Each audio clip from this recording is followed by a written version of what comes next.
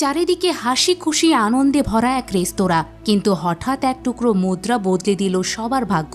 আনন্দের রাত মুহূর্তে রূপ নিল মৃত্যুর খেলায়। তারা কেউ জানে না কে বাঁচবে আর কে হারিয়ে যাবে চিরতরে। কিন্তু কেন, কে তাদেরকে নিয়ে এই মৃত্যুর খেলা খেলছে? সব রহস্য আর ভয়ঙ্কর সত্য জানতে হলে তোমাদের দেখতে হবে পুরো ভিডিও।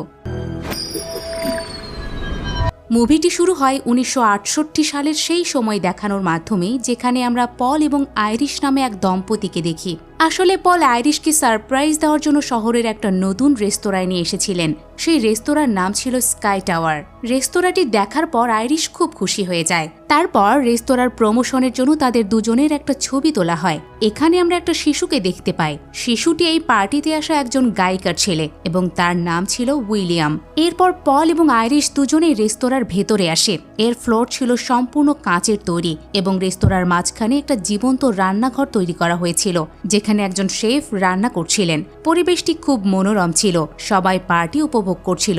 এদিকে আইরিশ একটা গোলাপ বের করে পলের জ্যাকেটের পকেটে রাখে, কিন্তু গোলাপ ফুলের কাঁটায় হাত লেগে পলের আঙুল কেটে যায়। সেখান থেকে রক্ত বের হতে থাকলে আইরিশ বমি করতে শুরু করে। তার অবস্থা দেখে একজন গায়িকা গোপনে তাকে জিজ্ঞেস করে, তুমি কি গর্ভবতী? এই কথা শুনে আইরিশ প্রথমে অবাক হয়, কিন্তু তারপর সে বুঝতে পারে আসলেই সে গর্ভবতী। এই কথা জানার পর তার মুখে হাসি ফুটে ওঠে এবং সে পলকে এই কথা বলার সিদ্ধান্তও নেয়। এরপর আইরিশ পার্টিতে আসার সাথে সাথে পল তাকে বারান্দায় নিয়ে গিয়ে প্রপোজ করে। সাথে আইরিশও রাজি হয়ে যায়। এবার আইরিশ পলকে তার গর্ভাবস্থার কথা বলে। এই কথা শুনে পলের খুশির আর সীমা রইল না। তারপর আমরা দেখতে পাই শিশুটি বারান্দা থেকে একটা মুদ্রা ছুঁড়ে মারছে, কিন্তু দুর্ভাগ্যজনকভাবে মুদ্রাটি নিচে না পড়ে স্কাই রেস্টুরেন্টের অপারেটিং সিস্টেমে থাকা একটা ফ্যানে আটকে যায়। এদিকে রেস্তোরাঁয় পার্টি চলছে, সবাই নাচ গান করছে, কিন্তু ধীরে ধীরে কাঁচের ফ্লোরটি সরে যেতে শুরু করে। এদিকে মুদ্রাটি এসি পাইপে ঘুরতে ঘুরতে সামনের দিকে এগোতে থাকে। ঠিক তখনই উপর থেকে একটা কাঁচের টুকরো এসে পড়ে ফ্লোরে, যার ফলে ফ্লোরটি ফাটতে শুরু করে। কিন্তু সে সময় সবাই আনন্দ ফুর্তিতে মেতেছিল, যার জন্য কেউ দেখতেই পেল না যে ফ্লোরটি আসলে ফেটে যাচ্ছে, যার ফলে অনেক লোক তখন ভেঙে নিচে পড়ে যায়। পল নিজেকে রক্ষা করার জন্য একটা ভাঙা কাঁচের টুকরো ধরে, কিন্তু তার হাত পা কেটে সে নিচে পড়ে যায়। আইরিশ কোনোভাবে বেঁচে যায়, কিন্তু সেই মুদ্রাটি এবার ঘুরতে ঘুরতে একটা গ্যাস পাইপে আটকে যায়, যার ফলে রেস্তোরাঁটিতে আগুন লেগে যায়। আগুনে পুড়ে যায় গায়িকা। এদিকে আগুন ছড়িয়ে পড়তে দেখে আইরিশ পিয়ানোর নিচে লুকিয়ে পড়ে। তারপর লিফটের দিকে এগিয়ে যায়। এদিকে লিফটটি ইতোমধ্যেই পূর্ণ ছিল। ভারসাম্য হারানোর কারণে লিফটটি বিধ্বস্ত হয়ে যায়। লিফটের ভেতরে থাকা সকলেই মারা যায়। এসব দেখে আইরিশ উপরের তলায় রেস্তোরাঁয় ফিরে যায়, কিন্তু সেখানে গিয়ে দেখতে পায় রেস্তোরাঁর অর্ধেক অংশ একদিকে হেলে পড়েছে, আর সেখানকার লোকেরা কোনোভাবে নিজেদের বাঁচানোর চেষ্টা করছে। যে পিয়ানোটির পিছনে আইরিশ লুকিয়েছিল, এখন সেই পিয়ানোটি পুরো কাঠামোর ভারসাম্য রক্ষা করছিল। তারপরে মুদ্রাটি নালি থেকে বেরিয়ে সরাসরি পিয়ানোর উপর গিয়ে পড়ে। এই মুদ্রাটি পড়ার কারণে রেস্তোরাঁর অর্ধেক অংশ ভেঙে পড়ে, যার ফলে অনেক লোক মারা যায়। পরবর্তী দৃশ্যে আমরা আইরিশকে গায়কের ছেলে উইলিয়ামের সাথে দেখতে পাই, যাকে সে বাঁচানোর চেষ্টা করে, কিন্তু আবারও ফ্লোর ভেঙে পড়তে শুরু করে। এইসব দেখে আইরিশ দুটি শিকলের মধ্যে তার আংটি আটকিয়ে রেখে সাপোর্ট তৈরি করে, কিন্তু শেষমেশ আংটিটি সেখানে থেকে যায় আর সে পিছলে চলে যায় নিচে। সেই সাথে আইরিশ এবং উইলিয়াম দুজনেই মারা যায়। তারপরে আমরা একটা মেয়ের চিৎকার শুনতে পাই। এখানে আমরা জানতে পারি স্টেফনির হ্যালুসিনেশনের কারণেই এসব ঘটছিল। তার এই চিৎকারের কারণে ক্লাসরুমে উপস্থিত সমস্ত ছাত্রছাত্রীরা বিরক্ত হয়ে যায়। এরপর অধ্যাপক জিজ্ঞেস করে তার কি হয়েছে। সে বলে সে প্রায়শই এই ধরনের হ্যালুসিনেশন এবং ভয়ঙ্কর স্বপ্ন দেখে। রাতে যখন স্টেফনি ঘুমাতে যায়, তখন সে আরও একটা দুঃস্বপ্ন দেখে ভয়ে জেগে ওঠে। এটি দেখে স্টেফনির রুমমেট তাকে তার পরিবারের সাথে এই বিষয়ে কথা বলার পরামর্শ দেয়। পরের দিন স্টেফনি তার বাড়িতে যায়, যেখানে থাকে তার বাবা এবং ছোট ভাই। এরপরে সে এবং তার ভাই মিলে তার মামার বাড়িতে যায়, যারা তাদের মায়ের ভাই ছিল। আসলে স্টেফনি তার কাজিনদের প্রতি খুবই আসক্ত ছিল। এখানে সবাই খুব মজা করছে। তারপরে স্টেফনি তার মামাকে আইরিশ সম্পর্কে জিজ্ঞেস করে। সেই একই আইরিশের কথা জিজ্ঞেস করছে, যাকে সে বারবার স্বপ্নে দেখে। আসলে স্টেফনির গ্র্যান্ডমার নাম হচ্ছে আইরিশ। আইরিশের নাম শুনে তার মামা রেগে যায় আর বলে, তোমার গ্র্যান্ডমা আমাদের জন্য মারা গেছেন। তিনি পাগল হয়ে গিয়েছিলেন আর একটা দ্বীপে থাকতে চলে গিয়েছিলেন। এরপরে তিনি আর কখনো আমাদের সাথে দেখা করতে আসেননি, যার কারণে তোমার মায়ের মানসিক অবস্থাও খারাপ হয়ে গিয়েছিল। তারপর তিনি আমাদের ছেড়ে চলে যায়। এসব বলে তার মামা সেখান থেকে চলে যায়। তারপরে স্টেফনির মামি স্বামী গোপনে তাকে আইরিশের পাঠানো একটা চিঠি আর একটা ঠিকানা দেয়, সাথে একটা ছবিও ছিল। এই ছবিটি ছিল আইরিশ এবং পলের, যেটা তার স্কাই রেস্টুরেন্টের সামনে তুলেছিল। স্টেফনি যখন এই জায়গায় দেখে তখন তার মনে পড়ে সে আগে ওই একই জায়গায় তার স্বপ্নে অনেকবার দেখেছে। সত্যটা জানতে সে তখন সেই দ্বীপে যাওয়ার সিদ্ধান্ত নেয় যেখানে আইরিশ থাকে। স্টেফনি সেখানে পৌঁছে প্রথমে তার নাম বলে। এই নাম শুনে আইরিশ আবেগপ্রবণ হয়ে পড়ে। এরপরে আইরিশ তাকে ভেতরে ডেকে নেয়, তারপরে জিজ্ঞেস করে তার মায়ের কথা। স্টেফনি বলে তার মা তাকে তার শৈশবে ছেড়ে চলে গিয়েছিল। এবার সে আইরিশকে তার স্বপ্নের কথাগুলো বলে, আরো বলে, আমি প্রতিদিন স্কাইভিউ রেস্তোরাঁর স্বপ্ন দেখি যেখানে আমি তোমার এবং দাদু পলের মৃত্যু দেখতে পাই। এই কথা শুনে আইরিশ অবাক হয়ে স্টেফনিকে বলে, তোমার যে স্বপ্নগুলো আসে সেগুলো আমিও আগে দেখতাম, আর এই স্বপ্নগুলোর কারণেই আমি সেদিন একটা বড় দুর্ঘটনা এড়াতে পেরেছিলাম। সেদিন আমি সেই বাচ্চাটির হাত থেকে ওই মুদ্রাটি নিয়ে সেখানে থাকা সকল লোকদের সতর্ক করেছিলাম।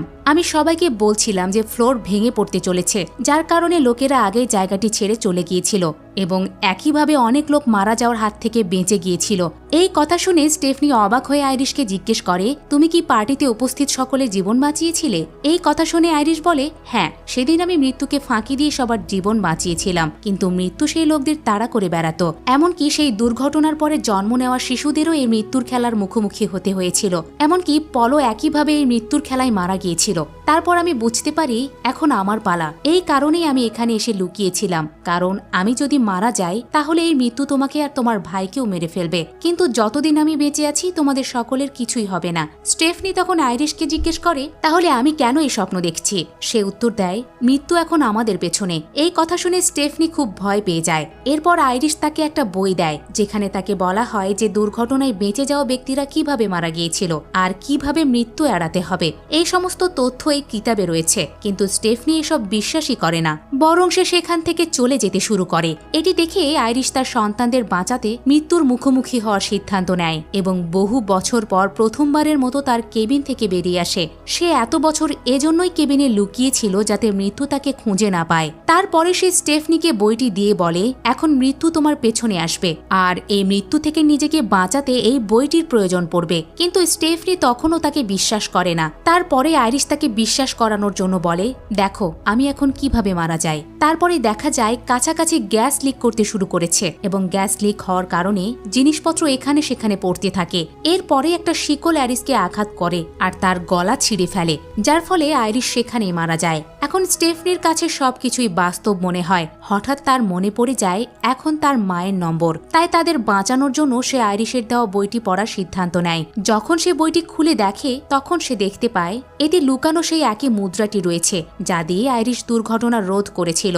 তাই সে তাৎক্ষণিকভাবে তার পরিবারকে ফোন করে আর তাদেরকে সতর্ক করার চেষ্টা করে, কিন্তু তার পুরো পরিবার একটা পার্টিতে ব্যস্ত থাকায় কেউ তার ফোন রিসিভ করে না। তারপরে দেখা যায় সেই পার্টিতেও অদ্ভুত ঘটনা ঘটতে শুরু করেছে। একটা কাঁচ ভেঙে তার টুকরো বরফের বালতিতে পড়ে যায়। স্টেফনির মামা যখন এই বালতি থেকে বরফ নেয় তখন কাঁচের টুকরোটি তার কাপের মধ্যে চলে যায়। তিনি কাপটি এক পাশে রাখেন। এছাড়াও এখানে উপস্থিত অন্যান্য জিনিসপত্র তাদের স্থান পরিবর্তন করতে শুরু করে, যেন কোনো পরিকল্পনা অনুসারে এই সব কিছু ঘটছে। এদিকে স্টেফনির মামার হাত থেকে কাপটি পড়ে যায়, তখন কাঁচের টুকরোটি নিচে পড়ে যায় আর সে কাঁচের উপরে পা ফেলে তার মামা, যার ফলে সে যন্ত্রণায় মাটিতে লুটিয়ে পড়ে। তার পড়ে যাওয়ার ফলে মাটিতে কম্পন তৈরি হয়। ঠিক তখনই ভ্যাকুয়াম ক্লিনারটা চালু হয়ে যায় আর সেই ভ্যাকুয়াম ক্লিনার দিয়েই খুব বাজেভাবে মারা যায় স্টেফনির মামা। এই ভয়াবহ দৃশ্য দেখে বাড়ির সবাই খুব ভয় পেয়ে যায়। স্টেফনি তখন তাদের ব্যাখ্যা করে যে মৃত্যু তাদের পিছনে কিভাবে তাড়া করছে। সে তাদের বলে স্কাইভিউ রেস্তোরাঁর ঘটনায় যারা বেঁচে গিয়েছিল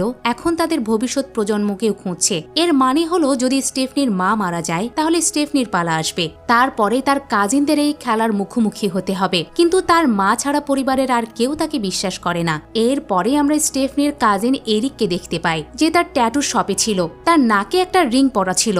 সে তার শপের কাজ প্রায় শেষই করে ফেলেছিল আর সেখান থেকে চলেও যাচ্ছিল, কিন্তু হঠাৎ করে সেখানে থাকা একটা ফ্যান, যেটা আবার চৌম্বকীয় শিকলের সাথে সংযুক্ত ছিল, তা চালু হয় আর সেই শিকলটি আটকে যায় তার নাকের রিংয়ে। এখানে একটা কেরোসিনের ড্রাম ছিটকে পড়ে যায়, যার ফলে হঠাৎ করে আগুন লেগে যায়। যদিও এরিক নিজেকে শিকল থেকে মুক্ত করে, কিন্তু সে নিচের আগুনে পড়ে যায়। স্টেফনি এই কথা জানতে পেরে তার ভাইকে তার দোকানে নিয়ে যায়, কারণ সে জানতে পারে এরিকের একটা অ্যাক্সিডেন্ট হয়েছে। কিন্তু যাওয়ার পথেই এরিকের সাথে দেখা হয়ে যায়। আশ্চর্যের বিষয় হলো এত বড় ঘটনার পরও সে কেবল তার বাহুতে আঘাত পেয়েছিল।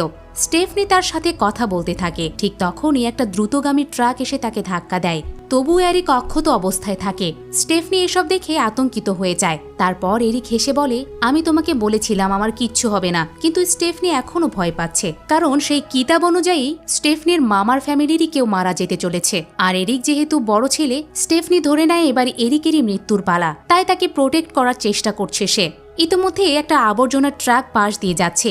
এটা দেখে স্টেফনি এরিককে এর থেকে দূরে থাকতে বলে, কিন্তু সে গিয়ে ট্রাকের সাথেই লেগে থাকে। তারপরও এরিকের কিছুই হয় না। তারপর এরিকের বোন হাঁটতে শুরু করে, কিন্তু হঠাৎ তার পায়ে একটা বল লেগে আবর্জনার ঝুড়িতে সে পড়ে যায়। এরপরে ট্রাক চালকরা দ্রুত এই আবর্জনা ট্রাকের মধ্যে রেখে দেয় আর সেটি সরিয়ে নিতে শুরু করে। এটি দেখে স্টেফনি দ্রুত তাকে বাঁচাতে ট্রাকের উপরে উঠে যায়, কিন্তু যতক্ষণে সে সেখানে পৌঁছায় ততক্ষণে ট্রাকের ক্র্যাশিং সিস্টেম ইতোমধ্যে চালু হয়ে গিয়েছিল।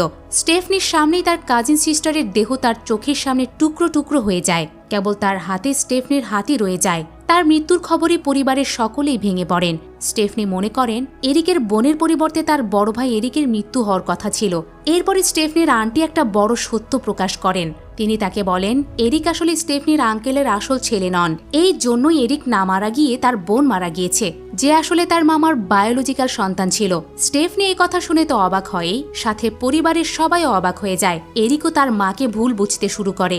এদিকে এরিকের ছোট ভাই ববি তার জীবনের জন্য ভয় পেতে শুরু করে, তাই সে স্টেফনির কাছে সাহায্য চায়। এরপর স্টেফনি সবাইকে বলে সে এমন একজনকে চেনে যে কিনা সেদিন স্কাইভিউ রেস্টুরেন্ট থেকে বেঁচে গিয়েছিল, এমনকি পরবর্তীতে মৃত্যুর হাত থেকেও রক্ষা পেয়েছিল। কিছু দূর যাওয়ার পর তারা লোকটির কাছে পৌঁছায়। তাকে জেব নামে ডাকে তারা, যা শুনে জেব সম্পূর্ণ অবাক হয়ে যায়, কারণ কেবল আইরিশই তাকে এই নামে ডাকত। স্টেফনি তখন জেবকে জিজ্ঞেস করে, আপনি আইরিশকে কিভাবে চেনেন? জেব জানায়, সেদিন আমিও সেই পার্টিতেই উপস্থিত ছিলাম যেখানে আমার মা একজন গায়িকা ছিলেন। এটি জানার পর স্টেফনি সেই দৃষ্টিভঙ্গির কথা মনে করে এবং তাকে চিনতে পারে। সেই ছোট্ট বাচ্চাটি ছিল জেব। জেব স্টেফনিকে আরো বলে, আইরিশ কয়েক বছর আগে আমার কাছে এসেছিল যাতে সে পলের মৃত্যু আটকাতে পারে, কিন্তু আমাদের সকল প্রচেষ্টা সত্ত্বেও আমরা তাকে বাঁচাতে পারিনি।